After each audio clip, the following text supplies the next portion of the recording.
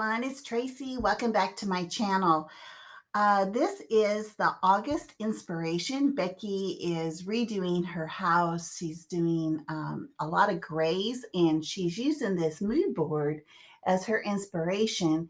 And so she added it to our Mini Kit Monday group. As you can see, there's a lot of grays in this. And the thing about gray, it comes in.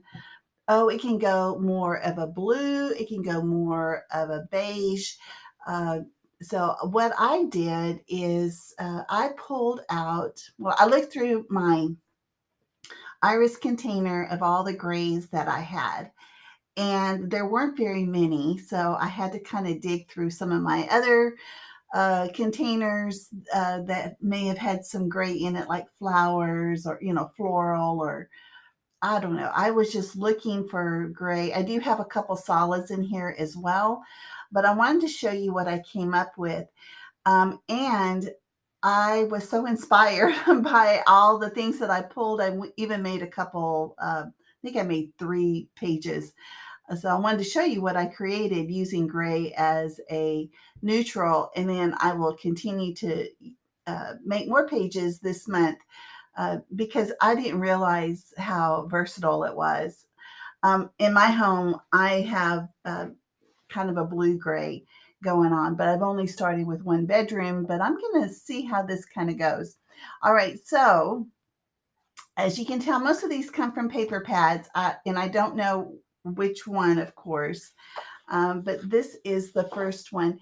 And, it's kind of funny that we talk about gray. Today is kind of a gray day outside, and I hope that the colors come in, but this looks pretty true to what I have in front of me. So it has some sort of a pattern to it. So it's like a tone on tone, and it's an awesome background. And then I went to this. This is a specialty paper. It is a very dark gray, and it has gold here. And it kind of almost looks blue, but it is a gray because when I put it up next to blue, it doesn't go very well. But here is the gray with the gold. And then I also have a gray with silver. I'm not too crazy about this one. This is foil. Both of those are foil. And then I went with this one. Now this is very neutral. I mean, it's extremely neutral. This would be great for a background. You could put photos behind it. It is, as a mat. You could definitely use this. It has a really fine pink design behind it. It's like ledger. And but you know what, when you look at it, that's not what you see. So I'm going with the gray. And then I have this gray pattern. I know it's hard to see. Let me pull it up. It's also a tone on tone. It's very pretty, very nice to use as a background. And then I have a stripe. There's always gray and white stripe. So I have a diagonal stripe. I have a horizontal stripe or vertical, whichever way you want to put it. So I usually do like it like that. So that's why I said what I did. And then I have this one, and this is from the new Maggie Holmes Garden Party. I doubt if I will ever cut this apart. I would probably use it as a whole, and I may end up using it as like as a frame around the layout. And the back side is this beautiful green. So, but I'm going to try to use it for this side. If I use it at all, I have a lot of grays to choose from. Oops, sorry, this got a mess here. This is the, the beige tone. What do they call that? Grage. And then this is from the travel, one of the travel collections, and it was from a paper pad. Has all kinds of phrases on it. I've tried using this several times. I'm not quite sure how to do it. And then I have this one. Now this one is actually this was in a kit of paper that my daughter bought at a craft show. And I have used other pieces from this, and it's only 8.5 by 11. But this goes to show you that you can, if you find some gray, uh, what am I trying to say? Some designs that you're able to print out on your own, you're welcome to do that too. I mean, in fact, we kind of encourage it. You find your inspiration from so many different ways. And the arrow is actually right here on this. So you could use something similar to this, take it to the next level with our inspiration. Here is another of the, see how those two tones, and they're both of the beige side of gray. Now, these next two are two that I created. Now, I had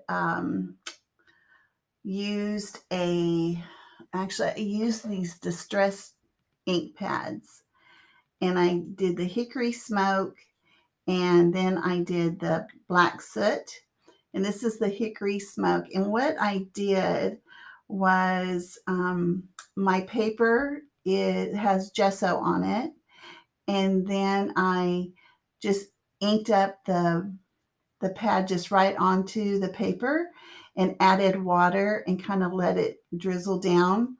But this hickory smoke was just too light for me, so I wanted to go more of a darker gray. So the black soot, when you water it down, it does turn into a gray. And so this is my paper that I created. You see, this is called blooms. I don't know if you can see that. These are blooms. That's when I took my water brush and I just flicked the water on it, and it left these. It's where the ink is starting to dry, and then you add more water to it, and then it creates these blooms. So that's what that is.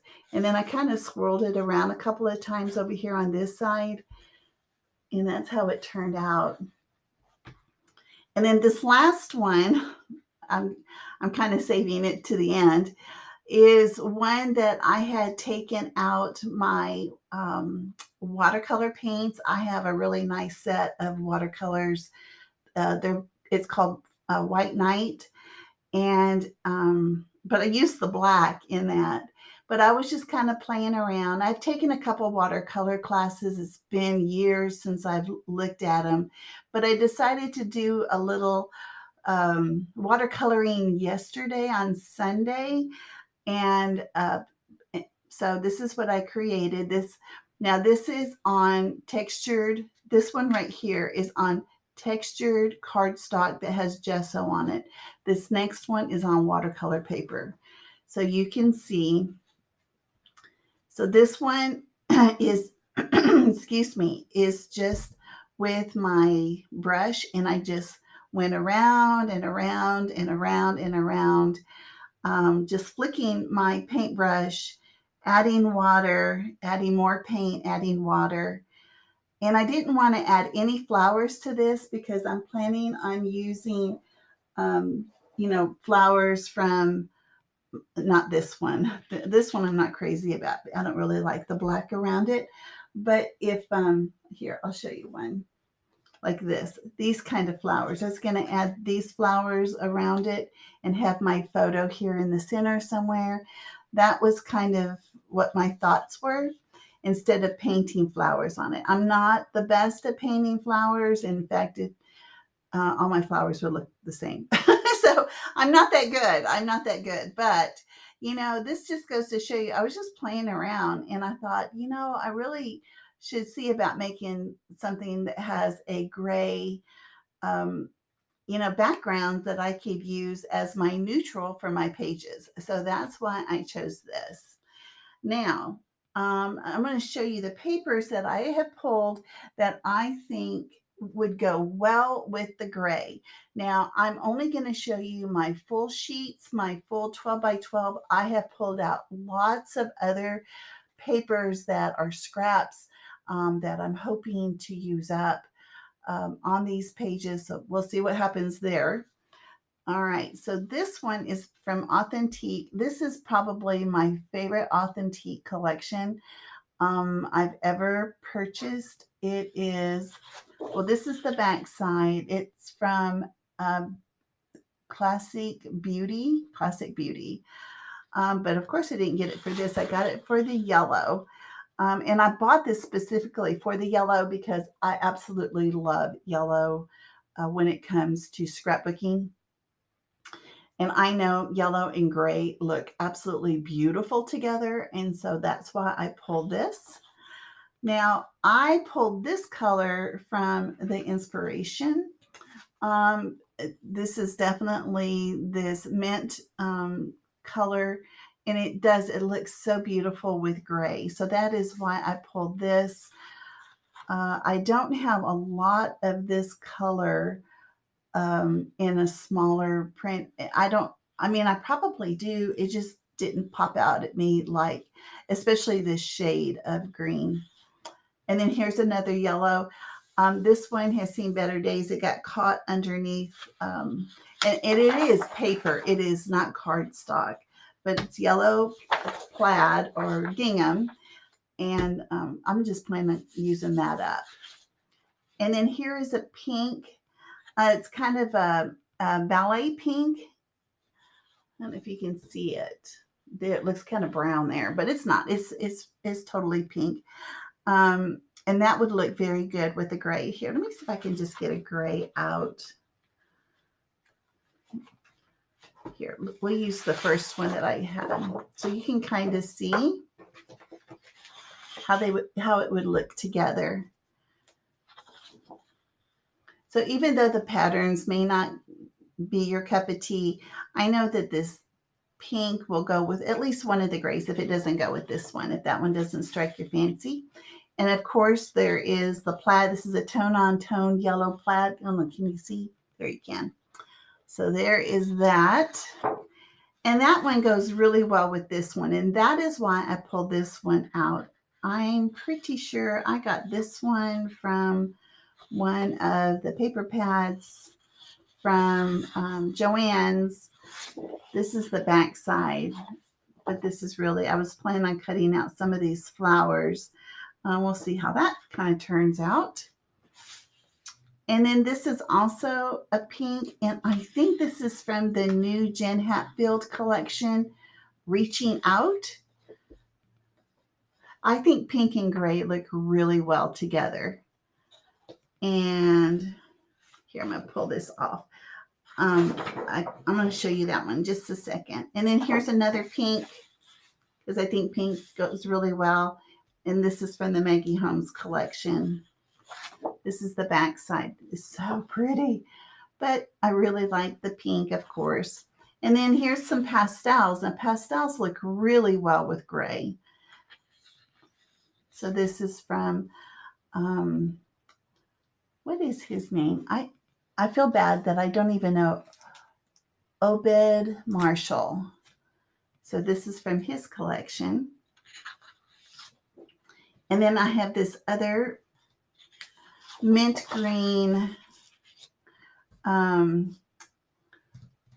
stripe, of course. And then I did pull out, I was going to show you the butterflies here. This is from Amy Tangerine. There's not a lot of gray here, but I'm planning on using these colors to go with the gray, to go with some of the others. So the pinks, there's some little bit of mint green here. So I'm planning on using this as some of the embellishments. I am not showing any embellishments. I take that back. I did pull something else. Let me see if I even have it handy. I pulled out, well, I don't have it handy. I pulled out the new Maggie Holmes, it's a chipboard sheet. I also pulled that out. But let me show you now the 3 pages that I created using gray as my neutral is this one. This one turned out nice. It has the gray. It's a tiny, you can't even see it. Trust me, on this up here, can you see? Tiny little checks on it is the background. And then I've used a gray and a green. Um, they're long banners that I had, of course, cut the fishtails on both ends and just kind of glued them down haphazardly. This is also a piece of gray that I have pulled out to play with, and it just came together like lickety split. So I used 3 sheets of gray just on this one page. And the next one I did was this one. Now, the gray that I pulled on this one was actually this wood grain, and it is definitely a gray tone. And it's just showing you how the pink and the beautiful colors from Obed Marshall, how they just go well together. It just turned out so, so pretty. And then I did have one set of gray of these large foam alphas. But I've used it on, I think, 3, maybe 4 different layouts now. And I don't think I have hardly anything left to make any words on it. But I'm telling you, I call that a big victory. If I can use up a set of alphas on 4 layouts, that's good. And I will call it used up for sure. But I wanted to kind of point out these girls here. I don't know if you guys have ever seen them. I've never seen them on anybody's pages, but I got those at Hobby Lobby. So there's all sorts of girls to choose from. Of course, my daughter colors her hair, so I thought it was appropriate for this page anyway. And then the last one is where I had used that alpha again. So the gray really comes from the embellishments. So in the embellishments, I had used, I pulled this out, which is actually, let me see. Well, anyway, on the back side is actually this color of paper. It's so what am I trying to say? This was a scrap. See the circle underneath here? This gray here was a piece of scrap, and I had punched out some of these flowers. They're die cuts, and then I did a circle. And then, of course, the other gray was the lettering. So I thought with gray being the inspiration, I wanted to give you guys a lot of ideas here of what you could use for your, gray being your basic color. Um, I was really trying to showcase gray throughout all of these. Anyway, thank you for sticking with me to this long. I look forward to seeing what you guys create. Make sure you check out the other ladies' pages at Becky is Back.